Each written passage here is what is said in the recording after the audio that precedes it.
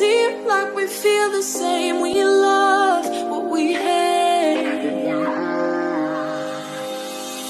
We lie, but we know we can't wonder what. How to calm your fears and have less stress. Hello friends, this is Yundel, and today's share is about calming our fears and have less stress. This is just a share from my own reading and of course from my own life experiences. Believe me, in many years I am struggling of fear and anxiety because of my illness. How I keep myself calm of fears, I am sharing this with you. I learned this from my own reading. I have to work on with myself to calm my fears in order for me to have less stress. I help myself through my reading. I read a lot to comfort myself, to heal myself. And I make it a purpose to share it with you in hope it can help you too. Life has never been easy for me. I don't feel safe living alone in this foreign country, alone with my children, and responsibility is not easy at all.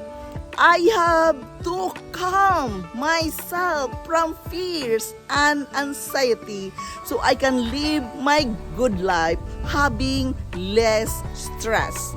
Yes, I learned it from my reading, I learned it from the psychologists, and I am sharing it with you. It helps me. I hope it can help you too. To calm yourself from fears, for me, my first action, when the fear comes, I'm scared, I have to kneel down for a word of prayer. I have to take it to the Lord in prayer, to guide me, to protect me, to lead me what I am going to do. But that is me, because that is my spiritual practice. As I live my spiritual practice day by day, I learn a lot that everything I must confine it to Him because He is with me, and I know I am not alone whatsoever challenges I am facing in my everyday life. It's hard. You cannot concentrate when you have the fear in your heart. It's very difficult to concentrate. It's very difficult to do things. And it will give you so much stress. To calm yourself from fears, try first to put your hand in your chest. Put your hand in your chest and try to breathe in and out. Try to feel your feelings.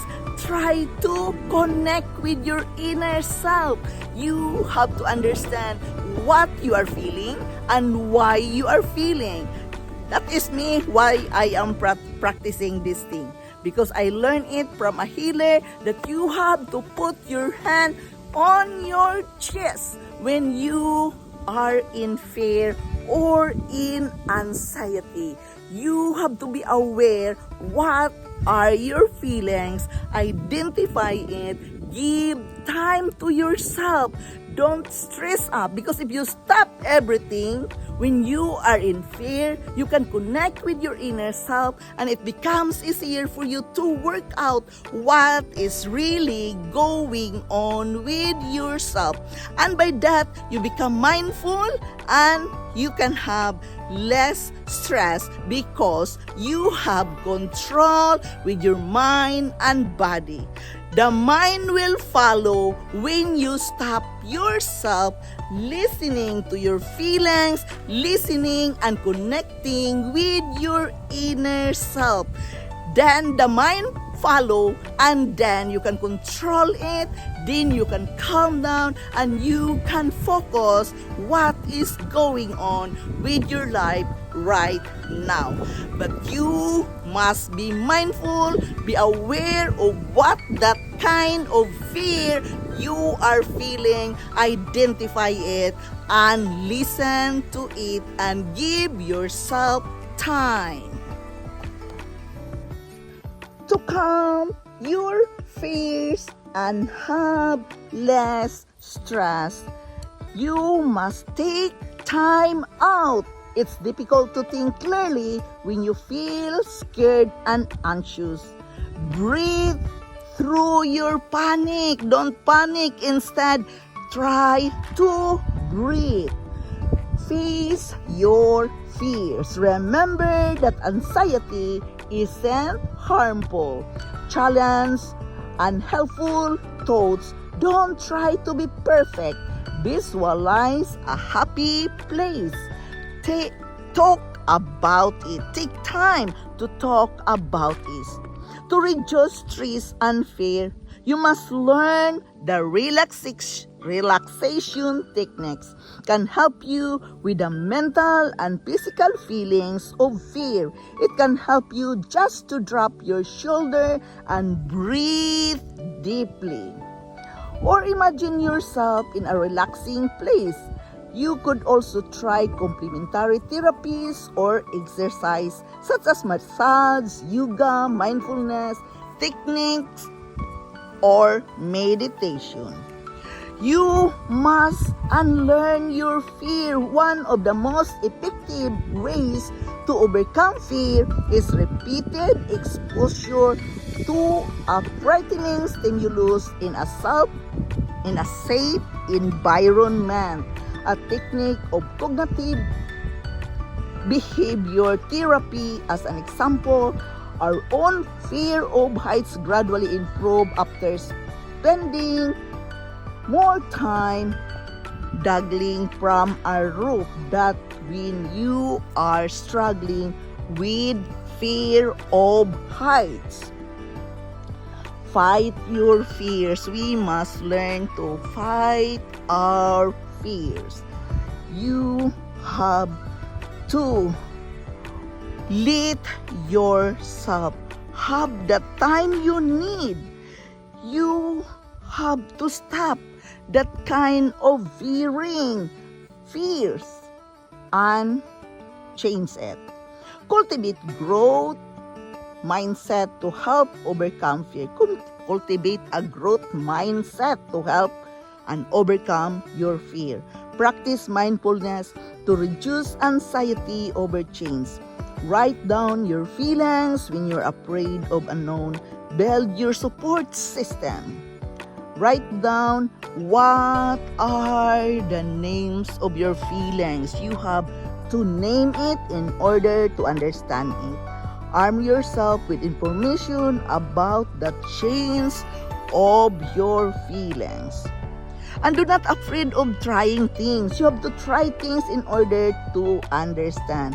The fear of failure often stems from a fear of experiencing shame or embarrassment. Feeling can trigger feelings worthless, so avoid trying in the first place can sometimes serve as a way to protect the self from disappointment, regret, or sadness. You have to understand the fear of failure that you have to work on with that too, because when you are feeling so much failure and pain, it is very difficult to conquer ourselves. Therefore, don't try to be perfect.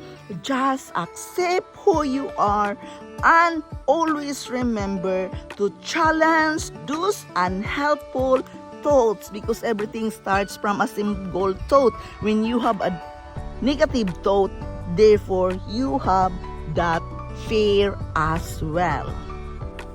As what I have experienced, really, that negative thoughts give us that fear feelings. We are in fear, we are scared because of the negative thoughts that things can be happen without our control. Therefore, awareness and mindfulness is very important. Therefore, you must take time to understand that feelings, and as the book says, you have to name your fear so you can recognize it again when it comes back, and you know how to control that kind of fear when in you when it will comes again. So to calm your fear, you have to be more aware and mindful of the negative thoughts. Don't let the negative thoughts dwell on you. You have to neglect that. Don't entertain those negative thoughts, because those negative thoughts help you to feel scared. Therefore, you are feeling scary of the things which you don't know what will happen. So, take charge of your own thoughts and do not entertain the negative thoughts, and control yourself. Give yourself a time what is going on around you, and you have full control of your life, and only you and you alone can take charge of that fear feelings so you can have a less stress day. This is Yundel. Thank you for listening. Thank you for dropping here in my channel. I am very grateful to each and every one of you. I love you all, and bye-bye. Like we feel the same, we love what we have.